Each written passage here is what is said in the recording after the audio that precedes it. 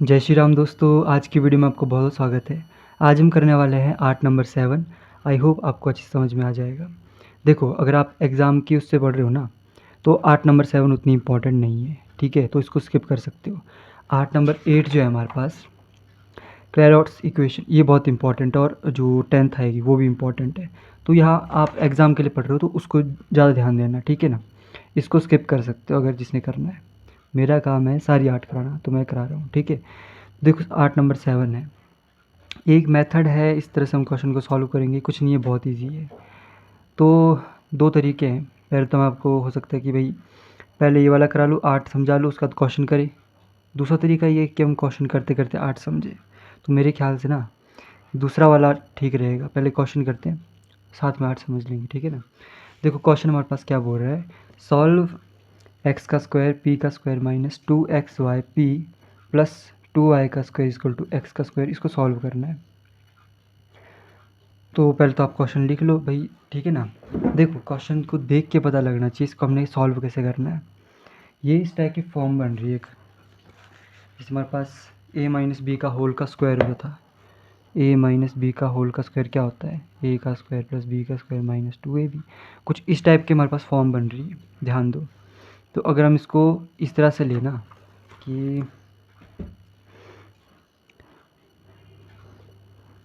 X P का whole का square minus 2xy p plus एक y हम परे को भेज दे तो क्या हमारे पास क्या बचेगा? 2 है ना, यहाँ पे 2y का स्क्वायर। एक y का स्क्वायर परे भेजा तो यहाँ पे बचेगा एक y का स्क्वायर,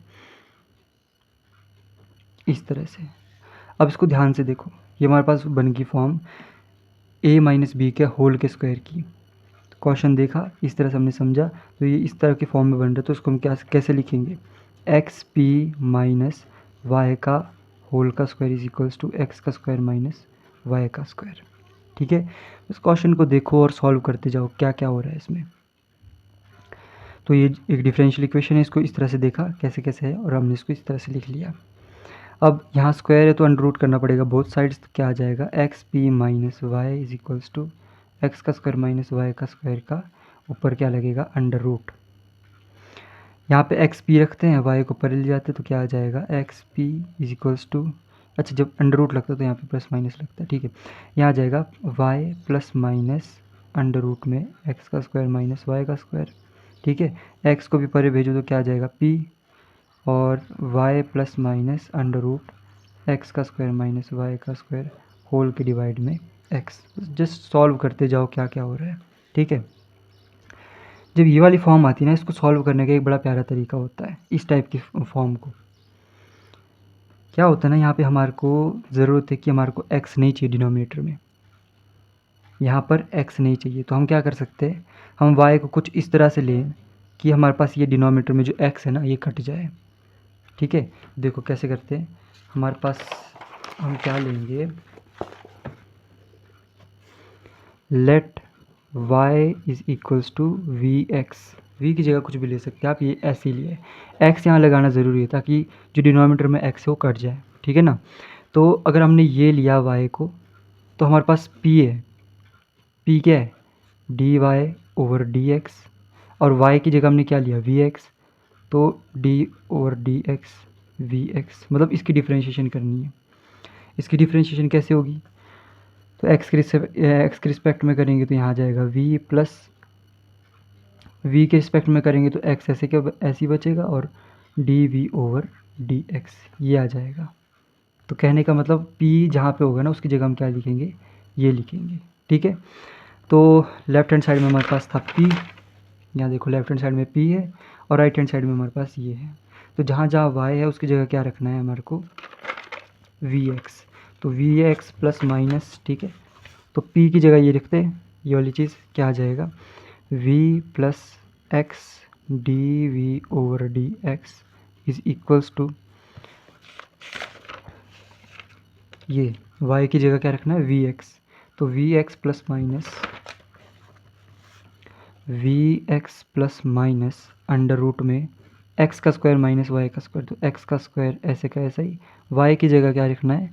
वी एक्स। तो वी स्क्वायर एक्स का स्क्वायर, ये स्क्वायर है, ठीक है ना? Divided by x. अब देखो इसके बटे में भी आएगा और इसके बटे में भी आएगा, तो क्या हो जाएगा v plus x d v over d x is equals to v x बटे x plus minus under root, यहाँ पे हम x, देखो x का स्क्वायर है तो बाहर निकलेगा तो क्या बनेगा x बनेगा, तो यहाँ बचेगा 1 माइनस वी का स्क्वायर और इनटू में एक x बाहर निकल गया डिवाइडेड बाय एक x हमारे पास यहाँ है, ठीक है ना। इस x से ये x कैंसिल, इस x से ये x कैंसिल, तो हमारे पास यहाँ बचा v प्लस का, यहाँ पे v प्लस का, तो ये प्लस प्लस वाले v आपस में कैंसिल हो जाएंगे। यहाँ पे क्या बचा x d v over d x is equals to under root 1 minus v का स्क्वायर।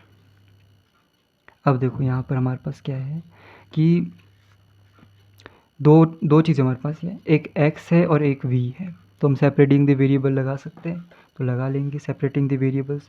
ये वाली चीज़ ऊपर जाएगी और ये वाली लेफ्ट हैंड साइड को आएगी, तो क्या हो जाएगा d v over under root में 1 माइनस वी का स्क्वायर और इज इक्वल्स टू में डी एक्स ओवर एक्स। ये आ गया। सॉल्व करने का तरीका क्या होता है, इसको हम इंटीग्रेट कर देते हैं, तो इंटीग्रेशन कर लेते हैं। इंटीग्रेशन करी इसकी, हमें पता है कि जो डेरिवेटिव होता है ना साइन इनवर्स एक्स का, वो क्या होता है derivative of sine inverse x, हमने कल देखा था क्या होता है 1 ओवर अंडर रूट में 1 माइनस एक्स का स्क्वायर। तो 1 over under root 1 minus x के स्क्वायर का अगर इंटीग्रेशन लगा लेंगे मतलब उसका उल्टा हो जाएगा, तो क्या आ जाएगा यहाँ पे साइन इनवर्स एक्स, मतलब इसकी इंटीग्रेशन क्या होती है साइन इनवर्स एक्स होती है। साइन इनवर्स एक्स की जगह यहाँ पे क्या है v है, तो यहाँ आ जाएगा v, ठीक है, is equals to 1 over x की इंटीग्रेशन क्या होती है लॉग एक्स प्लस सब कांस्टेंट भी यहाँ पे होगा तो उसकी आ जाएगी लॉग c। तो हम सॉल्यूशन की बात करिए भी तो क्या आ जाएगा sine inverse v log m n का फॉर्मूला क्या होता है log m plus log n, तो अब इसको लिख सकते हैं लॉग एक्स सी। तो अगर हम दोनों साइड एक्सपोनेंशियल ले लें बेस में तो लॉग कट जाएगा, ठीक है ना, तो एक्सपोनेंशियल ले लेते हैं। एक्सपोनेंशियल लेते ही ये वाला कट गया, क्या आ जाएगा x c is equals to exponential की पावर में साइन इनवर्स वी, ठीक है, इतना आ जाएगा, ठीक है। तो अब देखो v है क्या हमारे पास, v हमने अपने से एज्यूम किया था, तो अपने से एज्यूम की हुई चीज़ें सॉल्यूशन में नहीं होती, तो v की जगह हमें वैल्यू डालनी पड़ेगी। हमने लिया था कि y is equals to v x, तो v की वैल्यू क्या आ जाएगी v is equals to y over x, ठीक है ना, तो डाल दो इसमें क्या आ जाएगा x c is equals to exponential की पावर में sine inverse y over x. तो ये आ गया हमारे पास सॉल्यूशन। हमने भी क्वेश्चन किया, अब मैं बताता हूँ इसका मेथड क्या था। देखो बेसिकली ये मेथड उतना कुछ खास नहीं है, जो इसमें मेथड बताया है ना ये रूल टाइप का, जो 8 नंबर 7 है, ये 8 नंबर 7 के 3 क्वेश्चंस बुक में, और उन क्वेश्चंस में ये जो हमारे पास बताया हुआ है ये कहीं यूज़ नहीं हो रहा है, इसलिए मैंने आपको स्टार्टिंग में ये बताया डायरेक्ट क्वेश्चन पे किया। इसके अकॉर्डिंग क्या है ना हमारे पास कुछ ऐसी इक्वेशन होगी, फिर केस नंबर 1 अगर ये सॉल्वेबल फॉर p है तो हमारे पास राइट हैंड साइड में फंक्शन बनेगा y ओवर x का। जब इसको थोड़ा और सॉल्व करेंगे तो हमारे पास एग्जैक्ट डिफरेंशियल इक्वेशन की फॉर्म में आ जाएगा, और इसका सॉल्यूशन तो हमें पता ही है क्या होता है, इंटीग्रेशन कर लेते हैं। तो मेरे ख्याल से जैसे इसको हमने किया था, ये वाला क्वेश्चन हमने p लेफ्ट हैंड साइड में लिया था, तो मतलब इस तरह का फॉर्म बनी थी है ना, और ये जो हमारे पास है एग्जैक्ट डिफरेंशियल इक्वेशन इसकी फॉर्म कहाँ आई, तो मेरे ख्याल से जो इसकी फॉर्म आई ना हमारे पास वो आई है यहाँ पर, ठीक है ना, इस वैल्यू में। कैसे देखो यहाँ डी एक्स है और मतलब इस वाली टर्म को देखो, अगर इस वाले टर्म को हम लेफ्ट हैंड साइड में लेके आए ना इक्वल टू 0 बन जाएगा, तो m d x plus n d y कुछ इस तरह की फॉर्म में आ जाएगा, तो उसको इंटीग्रेशन करके सॉल्यूशन इस तरह से हम निकाल सकते हैं, ठीक है ना। तो कहने का मतलब इसमें यही था, सिंपल है, कुछ भी नहीं है हमारे पास, कुछ भी जैसे सॉल्वेबल फॉर p होगा, सॉल्वेबल फॉर x और x बटे y या y बटे x कुछ इस तरह का होगा, ठीक है ना। तो ये इसको सिंपल सॉल्व है, यहाँ इस साइड हमने ये y ओवर x रखा, ये परे गया, फिर ये बना, इसको डिफरेंशिएट करेंगे, सेपरेटिंग वेरिएबल करेंगे, सॉल्यूशन निकालेंगे, जैसा 8 नंबर 3 8 नंबर 4 है, ये कुछ भी नहीं है, इसमें भी कुछ भी नहीं है, ये बस ऐसे ही है, ठीक है ना। क्वेश्चन समझो, तो ये उतना इम्पोर्टेंट 8 नहीं है। खैर अब हम करेंगे 8 नंबर 8 और 8 नंबर 9। क्लेरॉट्स इक्वेशन अगली आर्ट में है, तो वो इम्पॉर्टेंट है, ठीक है ना, उसको ज़रूर देखना, उसमें क्वेश्चन आते हैं पेपर में। तो आज के लिए इतना ही, ठीक है, अगली वीडियो में मिलते हैं, तब तक के लिए जय श्री राम।